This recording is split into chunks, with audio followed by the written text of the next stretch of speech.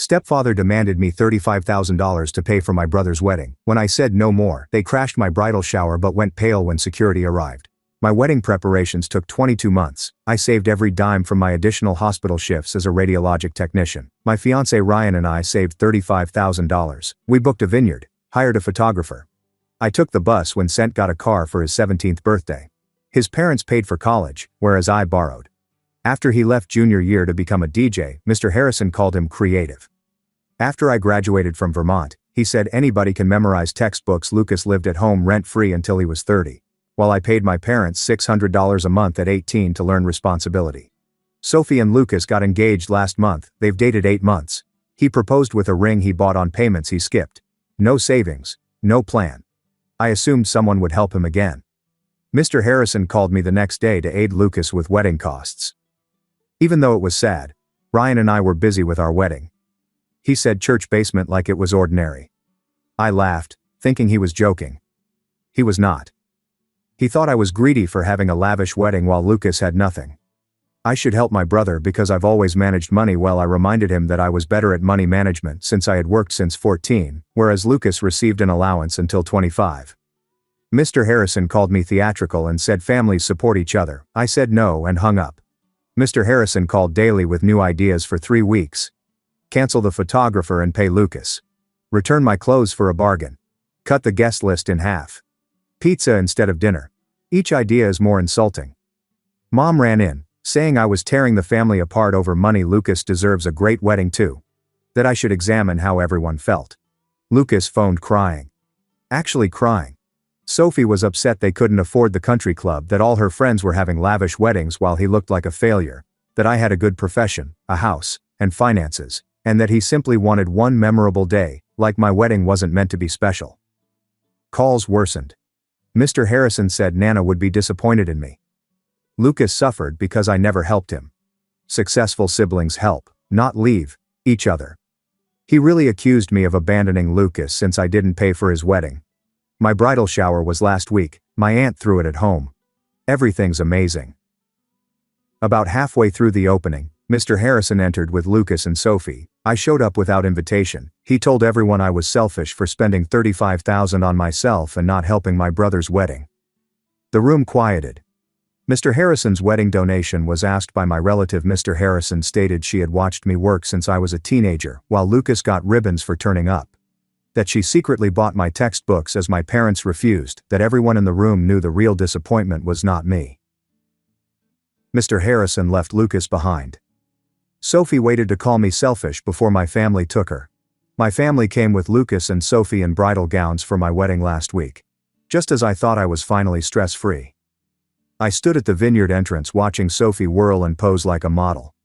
My parents and Lucas stand behind her, acting normally while her white dress catches the light. I'm trying to understand what's happening, but it's like watching a movie in slow motion. My family brought my brother's girlfriend in a bridal gown to my wedding. Ryan holds my hand so tightly it hurts, bending down to emphasize we're okay. His voice was steady but had a new edge, like cold steel clothed in peace. Michael, the wedding organizer, stands at my elbow, shocked, pale and grinless, asking if I want him to call security. I nod. Yes, since I can't speak and my mind is still on Sophie spinning in her dress while others stare from the door. Michael quickly talks into his radio while I stand there with Ryan's hand grasping mine like an anchor, preventing me from falling into horror. Security comes in 2 minutes. 2 men in black suits work events like this. I eventually speak up to say that these people were not invited, and one is wearing a bridal gown to my wedding. Ryan's head appears and tells Mr. Harrison, in the coldest voice I've ever heard, that they must leave immediately or be arrested. His protection of me while my parents wouldn't makes me love him. Sophie begins crying loudly, theatrically, about wanting one perfect day. Why am I selfish when we may married here? Many of my invited visitors are bewildered by the spectacle. As expected, some are recording with their phones. I saw my co-worker Chloe encouraging me while shaking her head at Sophie's antics. Nana comes out faster than I've seen her in years and walks up to Sophie, her cane clicking on the stone sidewalk. She slowly examines Sophie's white dress and proclaims loudly that wearing a wedding gown to someone else's wedding is the trashiest thing she's seen in 90 years, and she's seen a lot. Mom runs over and says, Lucas is sobbing in the parking lot, and can't I just let them use the cocktail hour space for a quick ceremony? Like that's all they need? Just a tiny corner of my wedding? I laugh at her hubris. Sarah, my maid of honor, stands next to Ryan and tells my parents that she will call the police and file trespassing and harassment charges if they don't leave in 90 seconds. She's calling on her phone while staring at my parents. My photographer starts snapping shots of Sophie in her dress, my parents' expressions, and the situation since he's been shooting weddings for 15 years and has never seen anything like this. David, my cousin, is also filming on his phone and putting it up for everyone to see. He loudly warns Mr. Harrison that the whole family will see it on social media. Security personnel forcibly separate my family and myself while Michael gestures toward the exit. Sophie is screaming about her rights and discrimination, which makes no sense, but security is guiding her backward. Mr. Harrison persistently pushes past the guards, but they resist. Mom is weeping as Michael walks us to the parking lot. Lucas returns from his parking lot hiding spot, red and bloated, mumbling about how I get everything and he gets nothing. He reaches for me over the security guard and shouts, "I'm tearing the family apart." Ryan returns to my father, his steely voice piercing through the commotion like never before. Mr. Harrison becomes crimson and gestures at Ryan, saying I'm dead if they leave now. Completely dead. He'll tell everyone in our family he's a selfish dog. Sophie screams about discrimination and her rights as security leads her to the exit, her white dress sliding on the gravel pathway due to her high heels. Lucas follows them, glancing back at me with an emotion I can't decipher, possibly upset or embarrassed that his plan failed. I feel like I'm seeing someone else's wedding day tragedy instead of my own. On my happiest day, they vanish around the building's corner. I'm sad. I shake my hands and realize I've been holding my breath for ages. Ryan hugs me from behind and puts his chin on my shoulder, softly asking if I want to postpone the ceremony until I've processed everything. My veil shifts as I shake my head and say, I won't let them spoil my day anymore. We saved for 22 months, planned every detail, and invited everyone we love, and I'm marrying him today precisely as we planned. He squeezes me tighter and kisses my head while many guests check on me, their expressions reflecting concern and fury. Chloe grabs me first and hugs me, saying she knew my family was broken but not this badly. I nod into her shoulder because my throat is tight and I can't speak. Michael joins us and informs Ryan and me that he's giving us 40 minutes to recuperate, while he personally makes sure my family is off the vineyard property and not in the parking lot plotting round 2. He seems furious for us. Sarah grabs my hand and leads me to the main building so she can fix my makeup before anyone snaps photographs of me like this. We enter through the side entrance as guests split. I follow her numbly. They often grip my arm or murmur encouragement as I pass. She fixes my face as I try not to cry instead of making small chat or telling me everything would be all right.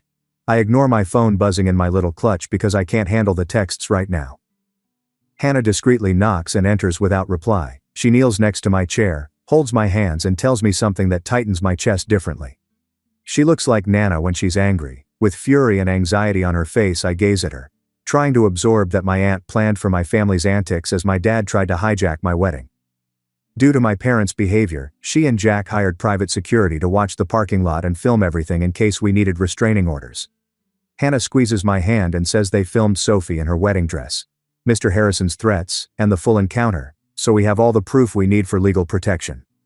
Sarah adjusts my makeup and looks at Hannah with respect and nods, saying that's the sort someone else knocks on, and the minister pokes his head in with worry. Asks politely if I glance in the mirror and see Sarah applying my makeup. My veil is slightly wrong, and my eyes are crimson. When I think of Ryan waiting out there, Mary tells the minister I'm ready because I won't let my family steal this moment after everything they've taken over the years. He smiles and nods, stating he'll tell everyone we're moving forward, then quietly closes the door. After applying cosmetics and adjusting my veil, Sarah admires her job. She calls me beautiful and powerful, like a woman who knows her worth. I rise up and straighten my clothing, taking a long breath that hardly rattles. My phone buzzes repeatedly, loud in the silent room. When I bring it out, the screen lights up with texts from distant relatives. However, Mr. Harrison appears to be phoning individuals and manipulating his story. I've received letters from distant relatives, my mother's sisters, and family friends wondering what happened, instructing me to correct it, or demanding an explanation. I gaze at the computer, overwhelmed by the prospect of being deceived by unworthy people, and she says she'll deal with the messages after I'm married and on my way to my wedding reception. My family has left the property, Michael tells us in the corridor when we return to the ceremony room. He observed them drive away and told the gate staff to never let them back in. Michael informs the guests of a small delay, and instead of being unhappy, people start complimenting me on how I handled it. He proposes delaying the wedding for 40 minutes to calm everyone and prevent my relatives from returning. Starting the ceremony just to have them burst in again seems like a nightmare I can't abide. My hospital co-worker says she's been in a similar scenario with her family and sees me standing steady as hope she can too. One of Ryan's college pals believes my family did something wrong, but anyone could tell I did nothing. David sends me a text from our cousin, who says she always knew Mr. Harrison played favorites and is delighted someone finally exposed him. Nana walks carefully with her cane through the visitors to the front row where my mom was meant to sit and lowers herself onto the chair with Hannah's aid. The support seems overwhelming, like I'm surrounded by individuals who notice and respect me. She shouts that she's never been prouder of me and that I showed more strength today than most people do in a lifetime. Several visitors cheer, and I weep again, but these are beautiful tears from feeling supported and loved. Nana invites me closer, and as I lean down, she holds my face in her wrinkled hands and says my grandfather would be proud of me. After closing my throat, I nod since I can't talk without sobbing. She pats my face and encourages me to marry since I've kept Ryan waiting. Jack joins me and extends his arm, his eyes red from sobbing. I hold his arm as he takes me down the aisle, whispering that he is honored and that I deserve it. I giggle through tears and kiss her forehead before leaving. Players start the processional music as the ceremony begins. I needed to hear that my parents' conduct isn't normal or appropriate and that I'm right for refusing to tolerate it, so the comments hit me hard. I forget everything else as we go down the aisle and find Ryan waiting for me. Ryan is weeping when I approach him, and he holds my hands tightly as if he's terrified to let go. He calls me the strongest person he knows and says witnessing me stand up to my family today made him realize who he's marrying. He's never been more sure. The pastor clears his throat and tells everyone that we've conquered big challenges today, proving our marriage can endure anything. He says true love includes defending each other and standing up to haters, including family. His words are muffled by my gaze at Ryan. I resolve to construct a life with him that supports each other rather than tears us apart, unlike my childhood. Despite wanting to cry, I keep my voice firm since these words mean more after all that transpired. The minister kisses longer than expected, and I hear people clapping from afar. I entirely forget my parents, Lucas, Sophie and her for a moment. Just myself and Ryan, and we accomplished this despite everyone's attempts to stop us. When we split up, the visitors are cheering, whistling, and sobbing, including Jack, who isn't attempting to disguise it. After walking down the aisle as husband and wife, I hold Ryan's hand so fiercely my fingers hurt. After the photographs, the reception starts an hour later, and I barely sit down before people start approaching our table. A woman from Ryan's office told me her sister tried to spoil her wedding, and witnessing me stand solid today gave her shivers. Realizing how many individuals have dysfunctional families is weird yet reassuring. After seeing my experience, one of my nursing school classmates has opted to avoid her toxic mother, and a couple I don't know claims they eloped due to family issues and wish they'd done it openly. Everyone understands what my parents did. David found me during cocktail hour with his phone out and showed me the video he recorded of the entire entrance disaster, from Sophie posing in her wedding gown to watching it. Makes my stomach turn. I tell him to send it anyway. David has a backup copy, and the video shows everything, even Mr. Harrison's emotions when Ryan instructed him to go and Sophie's discriminating tantrum. Part of me realizes I may need proof if my family rewrites events. He also notes that half the family is messaging to inquire what occurred since Mr. Harrison is circulating a fair version of events. Restarting my phone to check texts makes me regret it. I rapidly scan 47 texts and 12 voicemails from family and find a mix. My cousin from Mr. Harrison's side insists I apologize for humiliating everyone. Uncle Greg doesn't understand why Lucas wanted to attend my wedding. He puts 3 big letters from Mom's sister in his jacket pocket and tells me we'll deal with them tomorrow. Chloe from the hospital takes me aside near the bar and offers to help in the coming weeks. She offers to check my work calls or has experienced something similar with her parents and understands how hard it is. She may not comprehend how much a co-worker's genuine assistance matters. Chloe is helping, unlike most individuals who pretend they are. She thinks they'll become worse before they get better, and I should prepare for an extinction burst when my parents understand I'm serious about the photographer. He pulls me away from the dessert table before dinner and shows me his camera screen with his images. He retained some of my family's drama images but cut out most. Ryan stepped in front of me when Mr. Harrison yelled, "Other me," standing upright. He assures that the finished album will tell the narrative of 2 individuals who won their wedding day. I appreciate him and recognize these images will mean more than gorgeous ones. Hannah stands to toast at supper. She says chosen family is as vital as biological family, if not more so, because you pick your true loves and supporters. She is honored to be here since I've always been more like a daughter to her than a niece. She recalls watching me work as a teenager while my parents excused Lucas. Ryan holds me close and murmurs that we're starting our marriage correctly by putting each other first during our first dance to the music we selected months ago. I know he's right. Today showed we can manage anything, including my family's worst behavior, and preserve our wedding day and each other when it counts. My phone buzzes in Ryan's pocket during the last dance set, and I feel certain that we chose marriage despite the stress. He pulls it out and checks the screen, then shows me a long text from Lucas calling me evil and selfish, saying Sophie is devastated and their relationship is falling apart because of me, claiming I ruined his life by not helping with the wedding and then humiliating them today, and blaming me for Sophie reconsidering their engagement. Read it all, delete it without reacting. I say I'm okay when Ryan asks.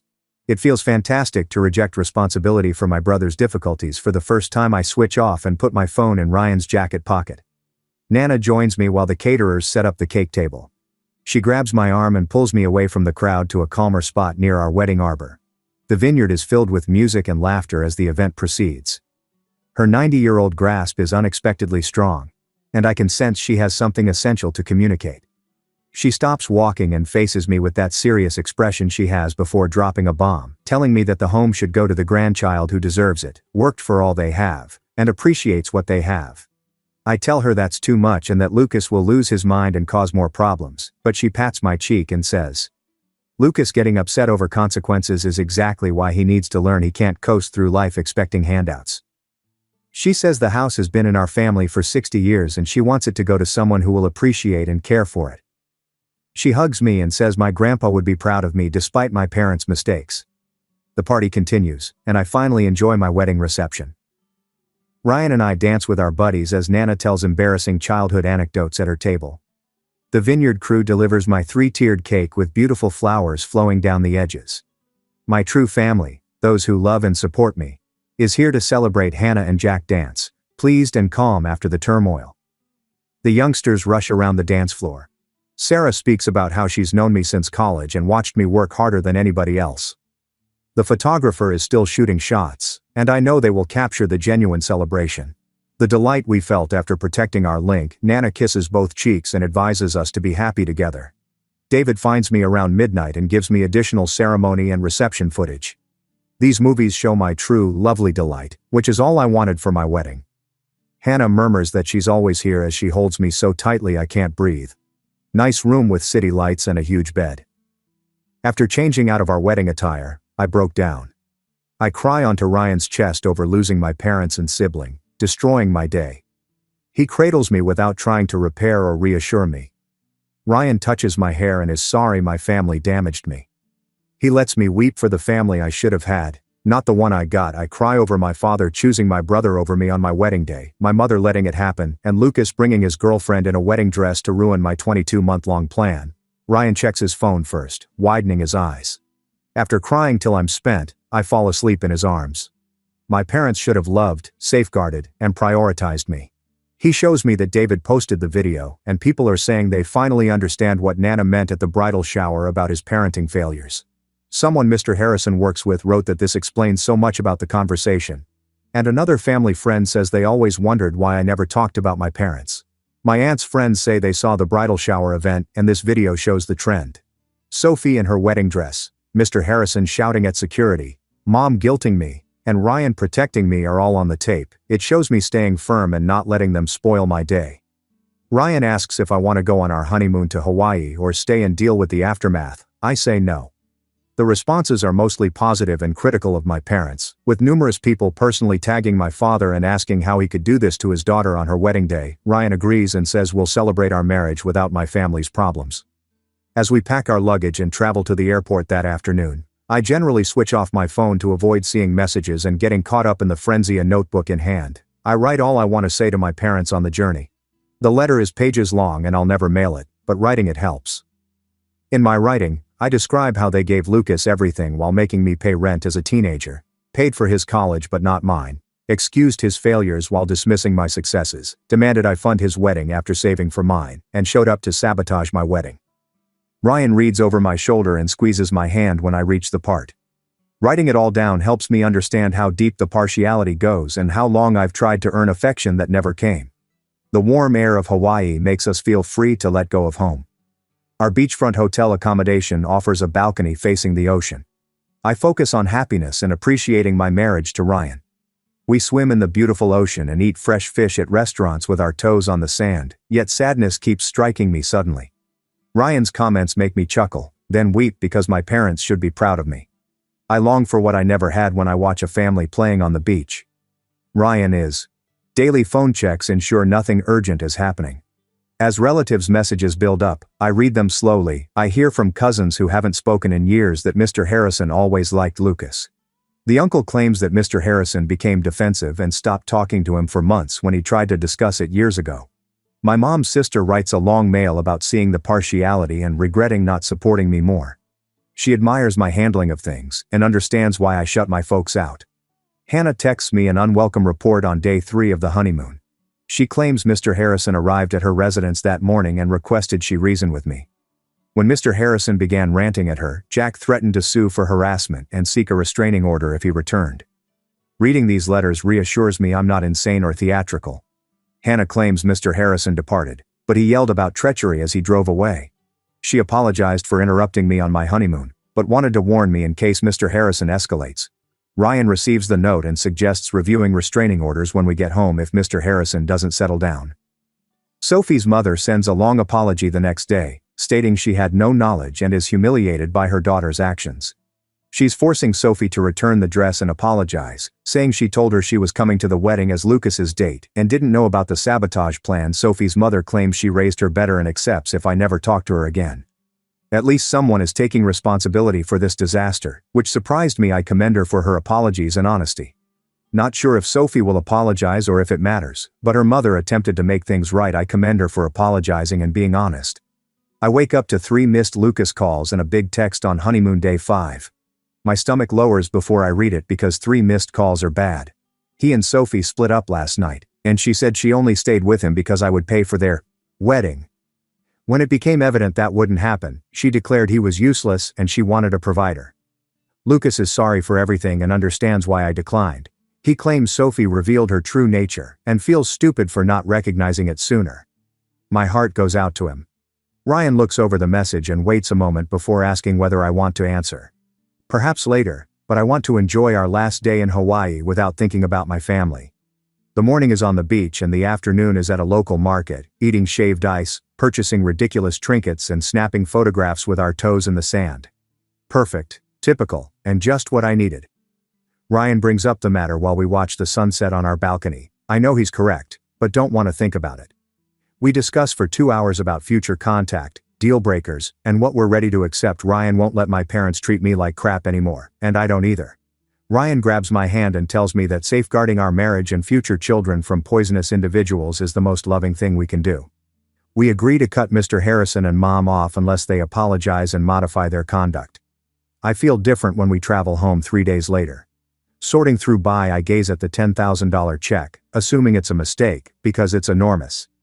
She gave me this money as a wedding gift and said she was saving it for Mr. Harrison and Mom's burial, but she wanted me to start my life with Ryan immediately. She writes her pride in me.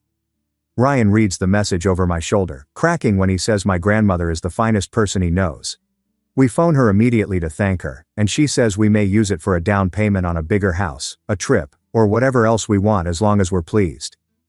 When my coworkers inquire about my honeymoon, I show them beach and sunset photos. I don't discuss the family issues with outsiders because I'm not ready. My boss calls me into her office mid-morning to check on me. I must look. She says similar familial difficulties nearly ruined her years ago. She recommends a family trauma therapist and says the hospital insurance covers it. But I take the card, thank her, and am pleased that someone understands. 3 weeks after the wedding, I book a therapy appointment, which I almost cancel 3 times because I think I'm overreacting and should move on. The therapist listens, makes notes, and doesn't seem startled by my comments.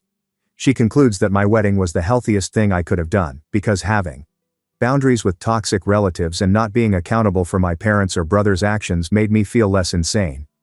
Maybe I'm not a bad daughter for not funding Lucas. Maybe I've just learned to protect myself. I attend weekly and it helps more than expected. I don't answer Mom's call on Wednesday afternoon, 4 weeks after the wedding, because we promised not to talk till they apologize. I listen to her message when Ryan is home. She yells that I disgraced the family and wrecked Lucas's life, that everyone is talking about me, and that she can't show her face. She demands I apologize to everyone and pay for Lucas's therapy since he's so depressed he can't get up. If I don't make this right, I'll regret it for the rest of my life. The voicemail stops, leaving me motionless. I refuse to call her back when Ryan asks, so I text her. I'm prepared to re-establish our connection if she and Mr. Harrison go to family therapy and admit they've treated me differently than Lucas their whole lives. I block her number because I'm done being tricked. Over the following 2 weeks, Ryan and I settle into married life, which is great despite everything. My Nana invites us to supper every Sunday. And it becomes She says he would have been proud of me for sticking up for myself and not allowing anyone bully me. We prepare supper, watch movies, and discuss what sort of house we want to purchase with Nana's gift. We're developing our own traditions and family definition that Dad always believed a person's character is measured by how they treat others when they have nothing to gain. She grabs my hand across the table and says I was perfect despite my parents' attempts to break me. I almost toss away a letter with Lucas's handwriting on the envelope 4 months after the wedding, but Ryan tells me to read it. I gently open it, fearing it would explode, and find 3 pages of intelligent writing. According to Lucas, breaking up with Sophie was the wake-up call he needed to understand how entitled he had been his whole life. He's now working, going to school, and trying to become someone he can be proud of. He hopes we may reconnect eventually, but he doesn't expect me to forgive him straight soon. The letter seems honest, unlike the deceptive weeping call. Put it on the kitchen counter and tell Ryan I need time to ponder. I don't owe Lucas anything since he apologized, he says. However, I wonder whether losing Sophie let Lucas see things clearly for the first time. I'm not ready to react. But I keep the letter. After 2 weeks, I text Lucas to meet at a downtown coffee shop on Saturday morning. Within minutes, he says yes and asks when I'm available. I pick 10 a.m. because I can leave any time and it seems secure and public. Saturday arrives, and I drive there feeling terrible because I anticipate him to cancel, show up late, or bring new drama. But when I arrive at 10, he's seated at a corner table with 2 coffees. When he sees me, he rises up and appears scared like never before. After sitting down, I hold the coffee cup he bought me and converse. I tell him about working at the grocery store while being taken to soccer practice at 14, paying rent at 18 while living for free, and taking out loans while his education was paid for. Mr. Harrison labeled me theatrical or selfish for wanting Lucas treatment without asking. He never interrupts, acknowledges that Mom and Dad gave him everything his whole life and he never had to work or face repercussions, and admits that he now knows he was entitled, taking advantage and expecting others to handle his issues. Then he tells me that he broke his lease on the apartment he couldn't afford, that he got a job doing customer service at a call center, which isn't glamorous but pays well, that he enrolled in community college to finish his degree part-time, and that he wants to re-earn my trust, which he knows will take more than words. I sat there analyzing what he said since it sounds so different from Lucas I've always known. I thank him for the apology. But restoring our connection will take time and continuous altered behavior, and I need to see him follow through for months before I can trust him again. Nodding, he says he understands and wants a chance to prove he's changed. It's unusual but not bad to chat about his new flat and my honeymoon for 20 minutes. We depart. He embraces me and thanks me for meeting him. And I drive home wondering if this is genuine or a ruse. 3 days later, I get Mr. Harrison's message notification while browsing Facebook at lunch at work. I open it and feel my blood pressure increase. He wrote 5 pages about how I've turned Lucas against him, destroyed the family, and everyone thinks I'm harsh. He says I'm rewriting history to make myself seem good and him look bad. Lucas isn't returning his calls, and I'm to blame for lying to him about the past. He insists that I quit influencing my brother and get him to talk to his parents. After reading twice, I block him. He's gone from my contacts, social media, and life with 1 click. Ryan asks whether I'm okay that night, and I say I'm tired of being blamed for Mr. Harrison's activities. Blocking him is like closing a door I should have closed years ago. When November arrives, Hannah phones to invite us to Thanksgiving at her place. She makes it plain that Mr. Harrison and Mom aren't invited if they can't be courteous and respectful, that Thanksgiving is about family that treats each other well. She says she invited Lucas separately, and he accepted. Ryan and I bring a pumpkin pie and low hopes to Hannah's on Thanksgiving. Lucas comes 30 minutes later and we meet awkwardly but not badly. He cooked homemade mashed potatoes instead of purchasing them. He talks about his school and career at supper without asking for anything or guilting me about mom and dad. Lucas says community college is tougher than imagined since he needs to study when Jack asks how it's going. We discuss how I can live without them and how chosen family is as essential as biological family. Ryan returns from work in December as senior project manager. That night, we sit at our kitchen table with a notepad and really consider purchasing a house, looking at communities we like and calculating what we can afford with Nana's gift, our savings, and Ryan's new job. It's nice to plan our future without worrying about bailing out Lucas, lending money to my parents, or sacrificing our aspirations for someone else's emergency. Lucas texts me often with updates on his progress, including a photo of his first college test grade, which is a B+. Short texts don't demand a response, yet I find myself answering more often than planned, inquiring about his grades or congratulating him on his new job. He ultimately states that he's working hard and arriving on time at a computer business for entry-level assistants. An email from mom arrives 6 months after the wedding as I clear up my inbox. I almost delete it, but curiosity triumphs, and I open it to discover 3 phrases expressing she misses me. This is her first admission that our arrangement upsets her. I gaze at those 3 phrases for a while, trying to decide how I feel. 2 days later, I reply. I tell her I miss her. But I need a sincere apology. That missing someone isn't enough if they won't accept how they hurt you. And that I'm open to rebuilding if she's ready to work. I'm not taking crumbs anymore. I transmit and wait. She never answers for weeks. Before sitting with Hannah and Jack, I glance at Mr. Harrison in the corner with mom for a moment. Ryan says she can do what she wants with the chance I gave her. I save her email and my response in a folder to remember I tried.